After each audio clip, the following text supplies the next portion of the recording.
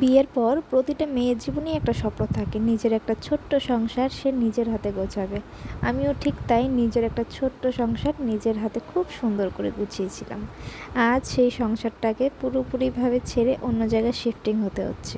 সেটা খুব কষ্টজনক, কিন্তু কী আর করা যাবে, নিয়তির খেলা। তো এত কথার মাঝখানে আমরা এয়ারপোর্টে এসে পৌঁছে গেলাম। আসার পথে গাড়িতে আর ভিডিও দিতে পারলাম না, ছেলে কোলে ঘুমিয়ে গেছিলো সেই জন্য। আর এত ল্যাগেজ সঙ্গে ছিল, ভিডিও করার মতো কোনো পরিস্থিতিই ছিল না। আর এখানে আমরা খুব দৌড়ে দৌড়ে যেতে হচ্ছিল, কারণ আমরা এয়ারপোর্ট টাইমেই এসে গেছিলাম, কিন্তু এসে দেখলাম বোর্ডিং অ্যানাউন্সমেন্ট হয়ে গেছে।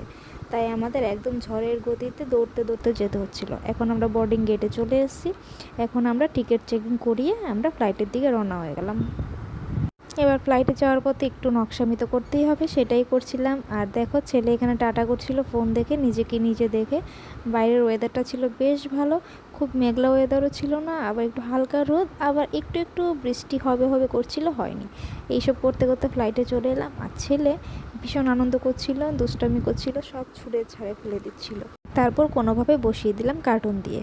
এসব করতে করতে চলে এলাম আগরতলা এয়ারপোর্ট। হ্যাঁ, আমরা চলে এসেছি আগরতলা, ত্রিপুরা রাজ্যের আগরতলা শহরে। কেন এসেছি সেটা তোমাদের সঙ্গে অন্য কোনো ভিডিওতে শেয়ার করব। আর এখানে ছেলেকে ব্যাগেজের মধ্যে বসিয়ে নিয়ে বেরিয়ে গেলাম এয়ারপোর্ট থেকে। বাকি কথা নেক্সট ভিডিওতে শেয়ার করব। ততক্ষণ সবাই ভালো থেকো, সুস্থ থেকো।